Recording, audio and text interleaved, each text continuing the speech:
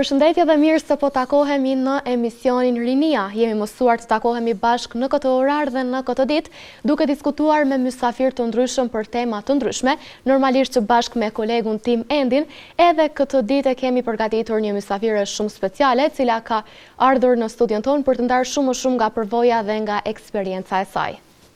Orsa, përshëndetje ty, përshëndetje edhe gjithë publikut të televizionit Syrivizian, si shta Orsa si çdo të diele, por i takohemi edhe sot, unë du pak me marrë një qast dhe mi falenderu këtë publikun Orsa për mesazhet e bukura dhe urimet që na kanë uru për këtë podcast të ri të titulluar Rinia, po ashtu dua të ndalem dhe të prezantoj tashmë të ftuarin tonë të radhës, se cila në një botë dhe në një shtet si ky i yni apo shoqëri si kjo e jona, ku vizitat tek psikologu janë tabu ende në shoqëri, kemi ftuar pikërisht psikologën Ardita Lama të na flas jo vetëm për këtë temë, por edhe për shumë tema tjera. Përshëndetje Ardita. Përshëndetje Endi dhe Orsa, është kënaqësi me qenë me ju, edhe ju përgëzoj shumë për iniciativën mi pas një emision tillë, sidomos të ardhur për juve që tu e di që jeni tri aktiv të komunitetit tonë. Shumë faleminderit Ardita, kënaqësia është e jona që ti je sot pranë nesh dhe kemi pas mundësinë që më ndosh shumë nga përvoja jote, edhe disa nga pyetjet edhe temat të cilat neve na janë dukur shumë interesante dhe po mendoj që edhe shikuesve të cilët janë duke na ndjekur kanë me ju pëlqyer shumë. Atëherë Ardita, ne në fillim ndoshta kishim fillu pak në lidhje me pjesë të prezantimit të profesionit tënd dhe çfarë ka bërë ty që me zgjedh pikërisht psikologjinë dhe psikoterapinë, nëse mundesh pak edhe diferencën mes këtyre të dyjave. Normal, për një moshë shumë të hershme kom fillu mi pas një interesim shumë të madh për mendje njerëzore, edhe për përjetimin njerëzor. Në fillim normal puna jame dhe interesimi jam për profesionin u ndiku shumë edhe prej nanës teme, cila ka pas gjithmonë ka punu me një fushë humane, por pastaj më kujtohet një moment në klasë 7 kur e kom ditë definicionin se çka është psikologjia, kom thonë okej, kjo ka me qenë fusha jame e studimit. Për momentin unë jam të specializu në 2 qasje të psikoterapisë, do me thonë dallon fusha e psikologjisë me fushën e psikoterapisë, janë shumë të ngjashme, por specializimi dallon. Unë jam të specializu në psikoterapinë pozitive, që kam në përfundim, dhe në gestalt terapinë. Ardita, unë po du me të vetë pak edhe që qyshe përshkruan ti modelin tënd praktik në këtë punë. Modeli im praktik në këtë punë është integrativ, për shkak që unë nuk e shoh personin apo njeriun vetëm si trup ose të ndarë si emocion, si mendje, po e shoh në mënyrë holistike apo në mënyrë të tërësishme. Do me thonë, gestalt terapia na kujton që zgjidhja problemit nuk është e menjëhershme, por personi duhet me kriju, në këtë rast terapisti duhet me kriju hapësirë për personin apo për individin që ai me qenë i aftë mi gjetë problemet, mi zgjidh problemet e tij apo konfliktet e tij, ndërsa psikoterapia pozitive na mëson që me besu te kapacitetet e personit edhe të aftësitë që personi i posedon në çfarëdo situata që ai po përballet. Do të thënë Ardita ti e ceke dhe është e ditur që puna e psikologut gjithmonë ka të bëjë me njeriu me palën tjetër. Do të thënë kur vjen një klient për herë të parë tek ti, çfarë janë ato pritshmëritë, do të thënë që ju pritni nga klienti, edhe do të thënë çfarë duhet të sjellin ata klientë dhe si fillon zakonisht seanca e parë me klientin, si është ajo çësia? Për përvojës time, shumë klientë që vinë për herë të parë, zakonisht kanë shumë stres se çka ka me fuen seancën e parë, pavarësisht se në backgroundin e tyre është një historie e caktuar, është një situatë e caktuar, është një konflikt i caktuar, por jo secili person ndihet i gatshëm për herë të parë me fol me dikon. Edhe në momentin që vjen dikush në seancën e parë, normal që prezantohet puna jame, prezantohen disa rregulla bazike ose njoftohen me psikoterapinë që një seancë nuk është mjaftueshëm, është proces, edhe në njëjtën kohë njoftohet rasti që mundet mu ndjej lirë, nuk ka nevojë menjëherë gjithçka me ndo, pa e kriju besimin me mu si terapiste, edhe pa u ndjek komplet rehat që ai me ndo pjesë intime të vetës ti. Ardita, ti shpërndove pak disa informacione si fillim, a mundesh me na tregu cilat janë sfidat më të mëdha në këtë punë që e bën ti çdo ditë si psikologe?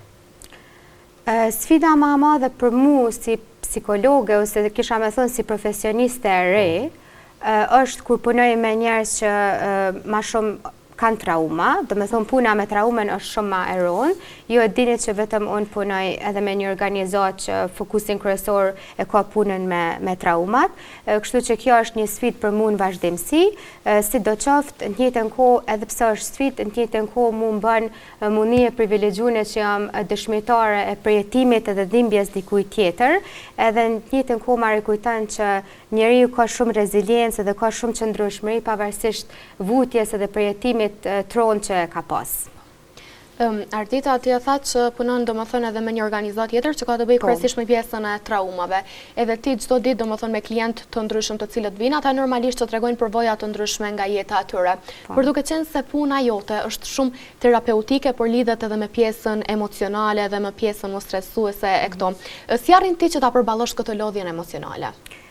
Normal, lodhja emocionale është, nga njëherë terapistët vuajnë nga ajo që thirret compassion fatigue, por na mundohemi mi menaxhu këtë pjesë të pas edhe seanca personale, sepse në kuadër të programit ku në kryj specializimin, na kemi obligim me pas terapi individuale për veti, po gjithsesi edhe supervizimi që është pjesa mbikëqyrjes së punës tonë, ndihmon shumë që na me pas edhe distancë emocionale, po edhe me qenë profesionist kur punojmë me klientin, për shkak që shumë terapistë dhe shumë profesionistë të ri, kur janë në fushën e shëndetit mendor, e kanë tendencën mu tjetërsu në atë rolin e shpëtimtarit, do me thonë për me ndihmu dikujt tjetër tërësisht, por kjo nuk qëndron. Do me thonë është shumë e rëndësishme mi bu dallimin edhe ti mi jap atë kontributin ton brenda kornizave të rolit ton. Po, Endi, falem veç një pyetje. Patjetër.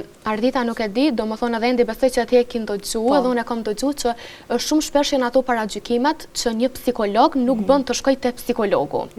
A mund të na shpjegoj pak a shumë në lidhje me këtë temë sepse më intereson shumë me ditë. A është diçka normale që një psikolog të shkojë te një psikolog tjetër për këshillim? Po, më vjen keq që ekziston ky paragjykim, madje ky paragjykim ekziston edhe në mes të profesionistëve, po një psikoterapist në këtë rast, një psikolog, unë mendoj që nuk mundet me punu me dikon tjetër nëse paraprakisht nuk punon me traumat e veta, me situatat e veta, po edhe me vetë zhvillimin e tij, sepse në masën që zhvillohet një person në aspektin, në nivelin personal, mundet me arrit me ndiku edhe te personi tjetër.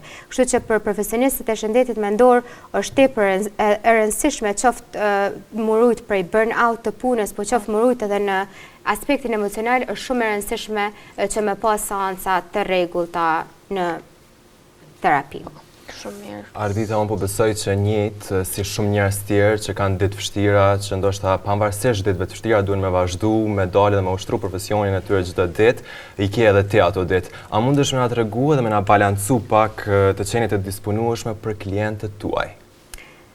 Po, këtu duna më konë e sinqert, për shkak që e di që jam në fillim të rrugtimit tam, dhe ka njëherë është e pamundshme mi ndo një kufi.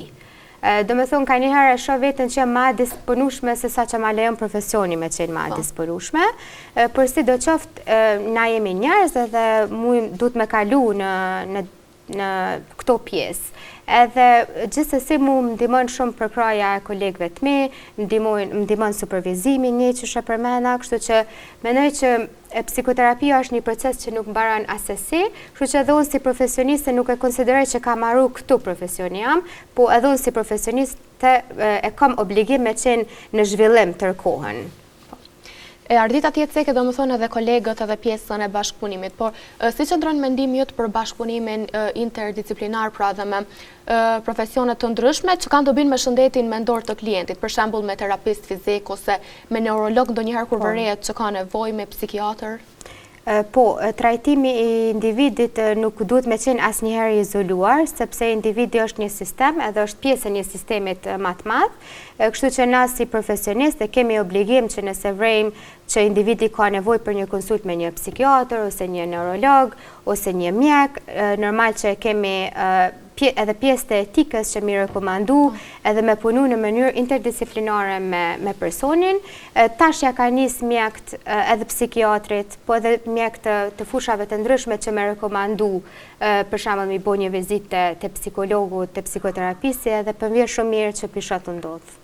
Shumë mirë. Ardita Orsa në fillim e përmendi që është tabu ndoshta më shku psikologu tek psikologu, duke qenë se është kjo detyra e tij apo saj.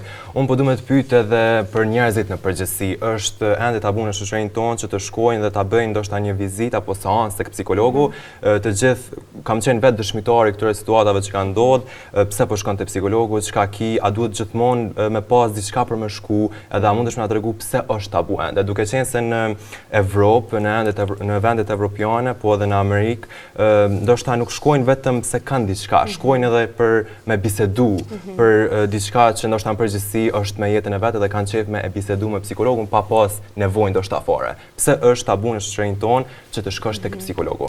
Fatkeqësisht tu ka ndiku edhe kultura jonë, sepse në kulturën tonë kemi zakon na mi majt sanet e mbyllura dhe mi majt veç për vete, edhe mi diskutu me tjertë, po për shembull në shtete tjera njerëzit shkojnë edhe për veç zhvillim. Shkon te psikologu apo shkon terapi sepse ti don mi njoh veten më thellë, don mu zhvillu, edhe mendoj që kjo tregon edhe një pjesë të emancipimit, sepse na jemi të emancipuar kur dojmë me pas vetëdim më thellë për veten, që në jetën kohë vetësimi personal komë të bëj ty person më të përgjithshëm, komë të bëj ty person më të lirë, komë të bëj person më ekspresiv, po njëtën kohë komë të bo person kontributënës edhe në shoqëri. Kështu që na duhet me fillu mi normalizu, besëm një unë kom paragjykim edhe prej vetë familjarëve të mi, kur unë thëmë e kryva seancën me psikologën teme, edhe unë e thëmë me një krenari që kesh të psikologja jeme, edhe mendoj që duhet mi normalizu. Kur na fillojmë mi normalizu këtë proces, edhe trit, edhe njerëzit kanë me fillu mi normalizu, edhe kanë me fillu me provu, me ditë qysh është me shku në terapi, edhe qysh është mi hap një proces me veten, edhe mi përfundu një proces me veten. Ardita, edhe endi, kur të pyeti ty, tha që do më thonë edhe njerëzit në përgjithësi, a duhet të shkojnë të psikologu vetëm kur e ka një çështje të caktuar, ose një traumë, ose një përvojë jo të mirë të cilat janë ata duke e kaluar për momentin, por a duhet që njerëzit për shembull të shkojnë edhe te psikologu kur thjesht është diçka që që i ka shqetësuar gjatë gjithë kohës, jo diçka shumë madhore, por diçka që vetëm duan ta ndajnë me dikë dhe të bisedojnë me dikë? Normalisht, mendoj që edhe kjo është në fakt një arsyeve kryesore pse ti e ki një arsye që mundesh me shku te psikologu. Nuk do me thonë me pas sene madhore ose me pas patjetër një çrregullim ose një situatë traumatike, ti mundesh me shku vetëm për me nda diçka, mu veç zhvillu matutje një që përmendem. Po, shumë mirë. Unë po du më fol pak, Ardita, edhe për këtë realitetin e momentit social anxiety, apo thënë kështu angst social, që është bërë shumë virale këto kohët e fundit, bilon e kam shumë shoqni, po ndaj pak edhe prej përvojës personale, që kanë këtë, si të them, këtë angst. A ka vizitat të ndryshme, apo seancat të ndryshme që mbani me këtë realitet të momentit? Për momentin jo me këtë gjendje, kam gjendje të ndryshme, unë ma shumë tregova që punoj ma shumë me traumen, me depresionin, me ankthin, po jo specifikisht me ankthin social, po mendoj që ankthi social është një gjendje që trajtohet, sidomos nëse individi bën pjesë në terapi grupore, është një gjendje që mundet mu trajtu bile me shumë sukses. Ardita, dhe ti e tha që punon më shumë me pjesën e ankthit, depresionit edhe traumave të ndryshme. Edhe endi e ceku, do më thonë, pjesën e ankthit social, edhe ankthit në përgjithësi. Jemi duke parë që vazhdimisht me kalimin e ditëve, ankthi dhe stresi janë dy fenomena që po shtohen. Edhe jemi duke parë edhe në jetë, kështu edhe në jetën tonë personale, në shoqëri, po edhe në rrjetet të ndryshme sociale që ky fenomen po qarkullon jashtëzakonisht shumë. Si mendon ti, çfarë mendimi ke për këtë pjesë? Mendoj që kjo është si pasojë e pritshmërive të larta sociale, tu fillu prej bërthamës, prej familjes tonë ndaj nesh, edhe më tutje shoqëria, komuniteti, gjithsesi na jetojmë me një botë kapitaliste, edhe bota kapitaliste pak a shumë na obligon ose na nxit që na me kërku ma shumë edhe mu kon me një farë lufte. Kështu që dhe na jemi të rrit njerëz që këtë kohë janë në luftë me arrit diçka të caktuar për mund jetë suksesshëm, mund jetë që kanë diçka, po në njëjtën kohë jemi të largu shumë nga komuniteti, jemi të largu shumë nga ndjenjat e përkatësisë, po dhe nga ndjenjat e pranimit, ashtu si qemi, ose nga autenticiteti jonë. Kështu që mendoj që kjo është një prej arsyeve pse po ndikon, sepse një që thash edhe më herët, njeriu nuk duhet mi pa vetëm si individ, po duhet mi pa si pjesë të sistemit. Njëtën kohë, këtu du me cek që psikologjia nashta që alën të kjo pjesa për mi trajtu, sepse problemet i trajton vetëm si individuale, po jo si sistematike që vinë fakt direkt për sistemit, mendoj që kjo ndikon shumë te trit. Ardita, unë po du me të pyet pak për brezin e ri, gjenerata të reja që po vinë dhe po shtohen, sot shumë të rinj përballen me ankth, stres, po edhe vetëcejke edhe trauma të ndryshme, cilat mund të jenë disa nga shkaqet që të rinj përballen me këto fenomene? Ka shkaqe të ndryshme, do me thonë se cili individ që vjen terapi, edhe nëse vjen për shkakun e njëjtë, e ka të manifestuar në forma të ndryshme. Po përmendoj që për momentin janë shumë pritshmërit e larta që rrethi familja, bullizmi që u ka ndodhur shumë, sidomos nga shoqëria. Në kulturën tonë është kjo pjesa që jemi ritmat me shumë komplekse që na kanë ngujtë vazhdimisht. Do të thonë ka shkaqe të ndryshme. Dhuna në familje që u ka ndodhur te shumë familje në shoqërinë tonë, që është diçka që normal diskutohet, po mendoj që nuk diskutohet mjaftueshëm. Kështu që krejt këto po ndikojnë. Divorcet e shumta të prindve janë të ndikuar shumë të fëmijët. Do me thonë ka arsye të ndryshme. Po. E kur jemi tek pjesa e bullizmit, a ke hasur në raste, do me thonë klientë të ndryshëm që kanë ardhur tek ju për mi trajtu këto pjesë dhe cilat janë disa nga nëse ti ke mujt me vërej, do me thonë, cilat janë ato ndryshimet që kanë ndodhur tek ai person, duke qenë se ka qenë në ndikim të bullizmit, si fenomen negativ? Ndryshimet që ka pas në aspektin negativ. Po. Unë kom punu me klientë që kanë përjetu bullizëm, edhe muj me thonë leshëm që ka pas ndikim qaq të madh, sa që njerëzit e kanë lëndu vetë, do me thonë self-harm, kanë zhvillu çrregullime paranojake, gjë që u konë diçka shumë e dhimbshme me i pa të ndodhë, do me thonë efektet që vijnë nga bullizmi janë marrament se shqetësuese sa shumë kanë ndikim në shëndetin mendor edhe në mirëqenien e personave. Si mundën pra mu luftu këto? Përmendëm bullizmin, folem edhe për ankthin edhe për stresin. Si mund të luftohen këto tek të rinjt? Normal që mendoj që të rinjt duhet me kërku ndihmë psikoterapeutike, po është në përgjegjësinë e të gjithëve që na me i ndërgjegjësu njerëzit rreth këtyre temave, qoftë unë si profesioniste shëndetit mendor, qoftë ju, qoftë mësuesi, do me thonë është një lloj pune që zinxhirore që secilit na takon me ndërgjegjësu tjetrin sa i përket këtyre temave. Ardita, na folën për fenomene të ndryshme, si që tha Orsa, për bullizëm, ankth, stres e shumë fenomene të ndryshme nga njëra tjetra. Unë po du me të pyet pak edhe për problemin, apo thënë kështu mendimin ndryshe mi pas nga një shok ose shoqe, pse shumicën e herëve shoqëria jonë, brezat të ndryshëm bullizohen veç pse ka një mendim ndryshe. Bile ti e ki bo një status së fundmi në Facebook e kum pa, a mundesh pak me na elaboru edhe për podcastin tonë? Po, pse na reagojmë kur dikush mendon ndryshe, sepse na i kena tendencë mi rujt shumë bindje tona ose mi rujt shumë ato formimet tona të para ndaj dukurive të caktune, fenomeneve të caktune, edhe njerëzit kanë frikë me dal jashtë zonës rehatis apo jashtë sistemit të besimeve që këta njerëzit kanë kriju. Pse njerëzit njihen parahat me marrë mendim ndryshe dhe mi ndryshu disa sisteme, është për shkak të frikës. Sepse ndryshimin vete na kemi shumë lehtë me thonë vetë zhvillohu, puno me veten, ama ndryshimi në vete edhe ndryshimi në sistemin tënd besimeve që ti ki kriju prej fëmijërisë dhe i ki marrë ato si i rritur, ka shumë pasoja, vjen me një jo pasoja, po vjen me një përgjegjësi të madhe dhe normal që personi ndjen dhimbje, sepse ndryshimi vjen me dhimbje, edhe egoja jonë përjeton frikë, na përjetojmë frikë, po këtu është ai momenti që na nuk duhet me lënë frikën me na kaplu, po duhet bashkë aty ku kena frikë me ndryshu, bashkë aty është një sinjal i madh që na bashkë atë pjesë duhet me eksploru. Fiks, se ndoshta Orsa për shembull det është me fjalë, po vështirë është me vepra, me bo këtë ndryshim. Sepse, do me thonë, sidomos për ata persona që momentalisht janë duke kalu ato gjendje, edhe nëse një person tjetër ndoshta ndodhet në një gjendje më të mirë krahasuar me personin që ka përballë, është shumë e lehtë që me ja thonë me fjalë, po mundesh mi kalu, mund t'ja dalësh, edhe është ajo shprehja që nëse nuk i ke provu këpucët e tjetrit, atëherë nuk mundesh me fol, edhe mendoj që edhe tema që ti do më thonë je duke elaboruar edhe pjesa e bashkëpunimit edhe pjesa e respektin ndaj tjetrit që po kalon është shumë e rëndësi, edhe a mendon pikërisht se mbështetja e shoqërisë dhe e rrethit është e rëndësishme në kalimin e sfidave të ndryshme të një njeriu? Po, tash apet mu lidh me aspektin botën kapitaliste që përmenda më herët, është se kjo botë u kana nxit me qenë ama individual, edhe me mendu veç për veti. Edhe mendoj që këtu janë të ardhur problemet kryesore, sepse njeriu është qenie sociale edhe na nuk mujmë me jetu pa kolektivin. Kështu që mendoj që shumica e problemeve që na i kemi nuk janë vetëm individuale, po janë edhe kolektive, edhe mendoj që kolektivi luan një rol të madh për mi ndihmu individin me pas një shëndet mendor më të mirë, po edhe me ndiku në mirëqenien e tij të përgjithshme.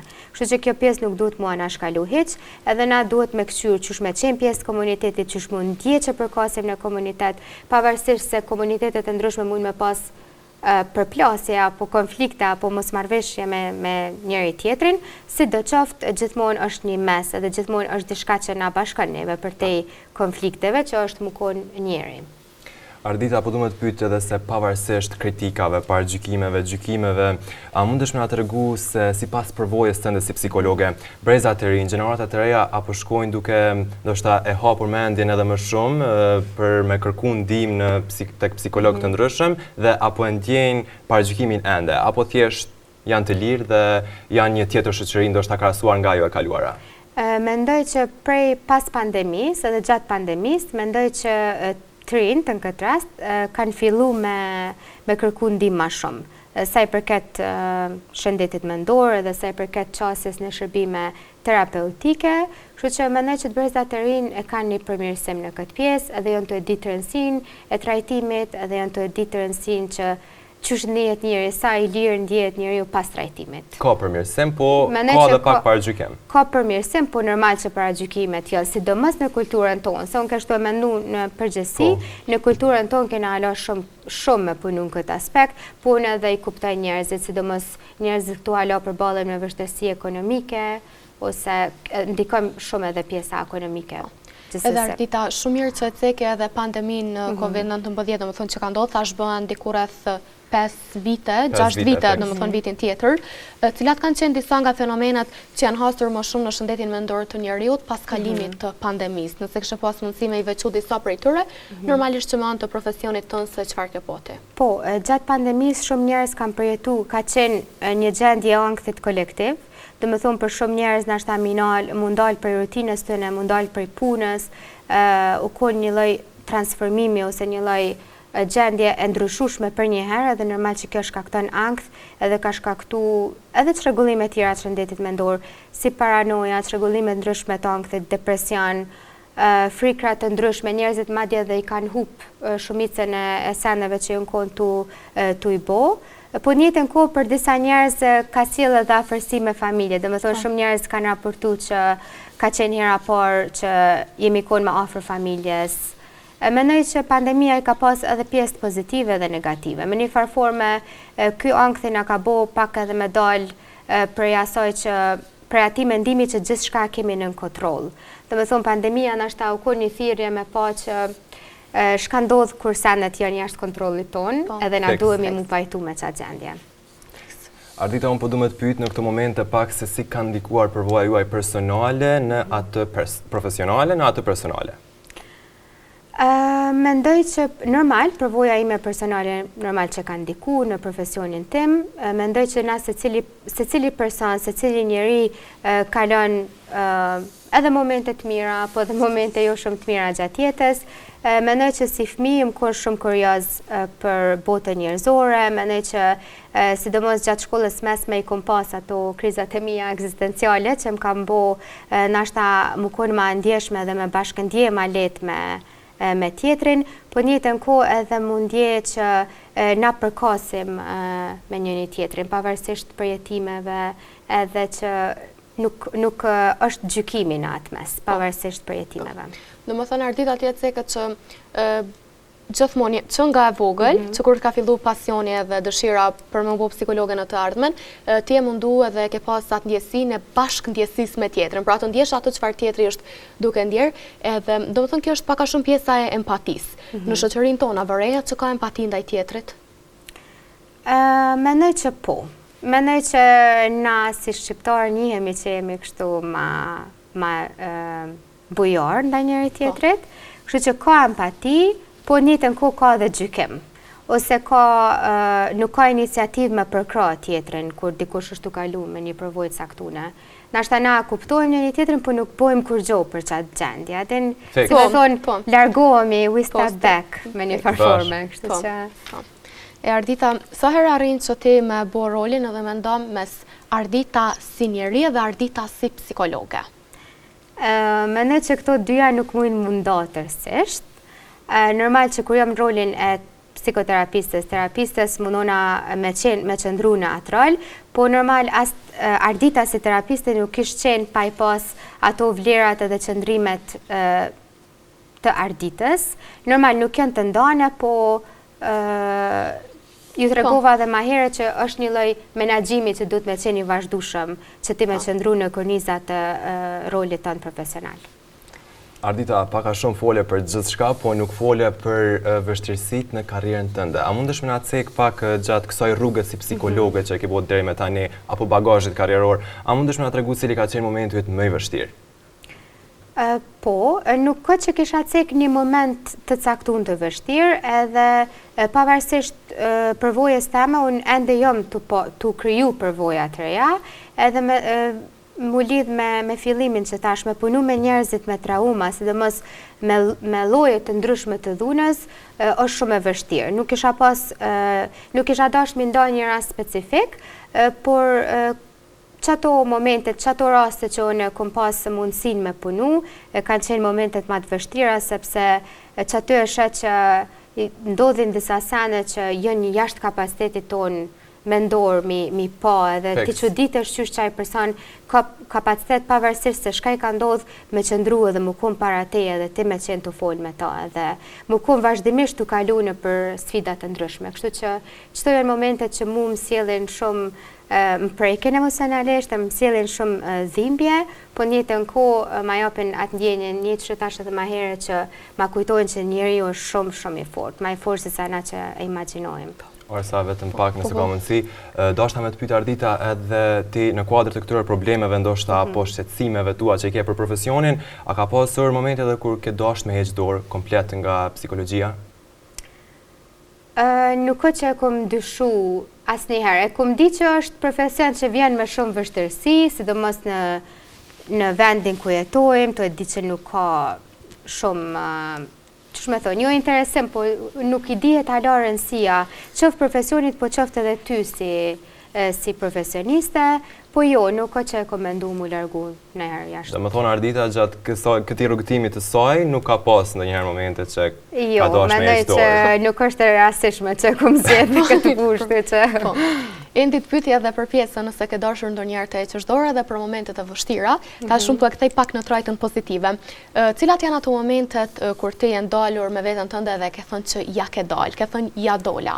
Po, edhe këtu tash është diçka e çuditshme, që ti s'mundesh me thonë ja dola si terapiste, sepse ti ki mujt nashta me ndikuje katalizatori i ndryshimit të personit, po momentet e mira janë kur personi thot, ose në këtë rast klienta thonë që kjo ka ndryshu, më ka ndjena shumë ma mirë, dhe me thonë kretë këto janë momente që mu më bojnë mundi shumë mirë, jo, mu si terapiste, po që të pakten ku mujtë mu konë një farë bashkëtare në rrugtimin e klientave të mi, që ata në fakt vetja ka ndalë. Kështu që qëto momentet i kësha veçu, po. Ardita, nëse jo psikologe së, qëfar do ishe? Nëse jo psikologe së, ndoshta do t'isha shkrimtare, sepse mu më pëlqen me shkru poezi, edhe qëfar do që ka të bëj me të shprehurit edhe me kujtimin ndaj njerëzores, gjetjes vetes, të kërkimit vërtetës, mendoj që në qëto fusha të artit, për shembull mendoj që isha konë. A mendojnë ndoshta si profesion sekundar me vazhdu? Po, psikoterapia dvyn ti me qenë kreative. Nuk o që mendoj me vazhdu si profesion sekundar, po nashta me integru në punën terapeutike. Se ti duesh me qenë kreative dhe kryus kur punan me njerës. Ardita, pra ne diskutum për shumë tema sot, po a do kishe dashti që në fund me nda diçka tjetër ose një fenomen tjetër që ti si psikologe, si psikoterapiste, po shikon që është në zhvillim një fenomen negativ, edhe që kishte ndasht me nda disa këshilla për shikuesit që po na ndjekin në këto momente? Nashta kësha dasht me nda këtë pjesën që na jemi të pas modelet të ndryshme, të suksesshme, jo të suksesshme, jemi vazhdimisht në ekspozim të vazhdueshëm ndaj rrjeteve sociale dhe modeleve që i shohim në rrjetet sociale, edhe thirrja jeme është për trit sidomos, që mi gjetë të vërtetën e tëne, mi gjetë modelin e tëne, pa u krahasu, pa e ndje vetën të obligun mi arrit disa përçmëri që ndoshta nuk janë aspekt të tyre, edhe me punun vetën, me kërku ndihmë, me provu ç'është është me ardhë në terapi, dhe me thonë këto. Edhe një pyetje të fundit, këto kohë të fundit fenomen janë edhe rrjetet sociale që përmend edhe vetë, edhe për që ato dashta mund ndërlidh, a mendon që rrjetet sociale janë një fasadë e vërtet? Do më thënë, njerëzit shfaqen shumë momente të lumtura, po nuk i shfaqen ato, ndoshta që kanë vështirësi në jetë, sfidat e jetës, edhe shumë njerëz ndoshta ndikohen, thonë që kë sa mirë nuk po punon, po knaqet. A mendon që janë një fasadë, edhe pse po ndodhin? Unë personalisht mendoj që 1% shumë e madhe është fasad, po njëtën kohë nuk duhet mi nënvlerësu edhe aspektin që ka njerëz që ndikojnë për të mirë shumë në rrjetet sociale, po për shembull nga influencer të ndryshëm ka njerë mendoj edhe që është fasad. Sidomos te dukja, te mënyra qysh me mendu, qysh mu vesh, qysh mu dok, ose më plot sana në mënyrën që influencojnë jetën moderne dhe jetën qysh është ideale, që kjo më duket pak fasad. Po. Kur jemi këtu te pjesa rrjeteve sociale, ndërlidhemi prapë sepse dim që është një ndër temat që po diskutohet më së shumti. Më fal, me ta ndërprej sidomos te pjesa e produktivitetit, sepse na po shohim influencerë që çojnë me mëngjes e bojnë një kafe, e kanë një rutinë, domethënë arrin mi kry me fitness, me ushtrime, me këto, me krejt, edhe që jam duket pak e pamundshme, sidomos për shumë njerëz është e mundshme, po secili ka tempon e vet. Nëse ti e ki rutinën tonë ndryshe, dhe me thonë se cili njëri duhet me gjetë tempon e vetë edhe rutinën që i përshtatet ati personi që mu me të pas mirë qenjet mirë, dhe me thonë jo mu bazu në produktivitetin e dikuj tjetër. Cilat janë ato mënyrat që njeriu duhet të ndalet edhe të mendoj, dhe me thonë kur ishe influencerat të ndryshëm të cilët të tregojnë shumë nga jeta atyre dhe për një kohë shumë të shkurtër ndoshta ata arrin të kryejnë shumë punë. Si duhet njeriu që mendjes së tij t'ia vë atë pikën që ndoshta mua më duhet pak më shumë kohë për ta kryer këtë punë, edhe që unë nuk duhet të ndikohem prej përvojave të tjerëve sepse secili prej nesh kemi përvojat tona individuale. Po, mendoj që është e rëndësishme personi me identifiku ku ka nevojë mu përmirësu, edhe në bazë të identifikimit që bën se ku ka nevojë mu përmirësu ose shka përpret për vetës ti, atëherë mundet mi boj një plan, edhe mundet me shiku ose mi eksploru me veten se shka do me arrit nga i plan. Do me thonë, jo pa tjetër ja duhet mi pas planin e dikuj tjetër. Edhe ndryshimi kërkon kohë. Nëse dikujt i vijnë 6 muaj me ndryshu, dikujt i vijnë 2 vjet, 3 vjet, ose 1 muaj, do me thonë varet. Po edhe na duhet me punu me veten që me fillu mi pa veten në qatë ndryshim që ti pëdon mi pas. Do me thonë, është mirë se cili individ që dënë mu përmirësu, me këqyrë se qysh mundet me punu, në qëfar mënyra mundet me punu me mendin e ti, se qëto informacione janë të qasshme, dhe me thonë janë do triks që ti mundesh mja bo mendjes tonë që mi arrit disa qëllime, afat gjate ose afat shkurte. Ardita, shumë po më pëlqejnë mendimet e tuja, më le me të komplimentu, edhe të regam, a ka një model të fshehur për mrapa Arditës ndoshta, cili është idoli jëtë, nëse e ke si psikolog apo psikologe, nga kush inspirohesh? Nuk isha dasht me thonë një idol të vetëm, sepse për mu gra që i kom pasë në jetën time, tu fillu për nanës teme, edhe shumë gra që jam me rrethune, janë nashta modeli i vetëm ose idoli im, për mu konë që kjo që jam. Ardita prit na person, mua dhe orës. Patjetër, sepse siç e tham, secili njeri në jetën e tij kalon përvoja të ndryshme dhe normalisht edhe nëse ndihemi mirë, ndoshta diçka brenda nesh nuk është në ato momente mirë dhe me kalimin e seancave ndoshta mundemi mi kuptu shumë a shumë edhe veten tonë dhe ndjesitë tona se ne çfarë po ndjejmë për momentin. Ardita për fund, cili do të ishte një mesazh që do t'ju drejtoje të rinjëve, pikërisht të rinjëve, por që edhe moshave të tjera. Me qenë ma të ndjeshëm ndaj njëri tjetrit, edhe me qenë përkras ndaj njëri tjetrit. Diçka që është shumë e nevojshme, gjithashtu me reagu ndaj padrejtësive të ndryshme, edhe kaq. Ardita, faleminderit shumë që ke pranuar ftesën me qenë pjesë e podcastit Rinia sot. Ishte kënaqësi shumë që me i diskutu fenomene të ndryshme të cilat ende vazhdojnë në shoqërinë tonë patriarkale. Faleminderit shumë edhe juve. Faleminderit Orsa. Faleminderit shumë Endi. Faleminderit edhe gjithë shikuesve. E shikues të dashur, siç e tha edhe Endi, faleminderit shumë që ishit bashkë me ne deri në këto momente. Falenderojmë edhe Arditën edhe një herë që ishte me ne dhe që ndau shumë nga përvoja të ndryshme nga ky profesion, po ashtu edhe disa mesazhe dhe këshilla të cilat ne padyshim që duhet t'i mbajmë vath në vesh. Ne bashkë do të takohemi në emisionin tjetër. Faleminderit edhe ty Endi. Faleminderit.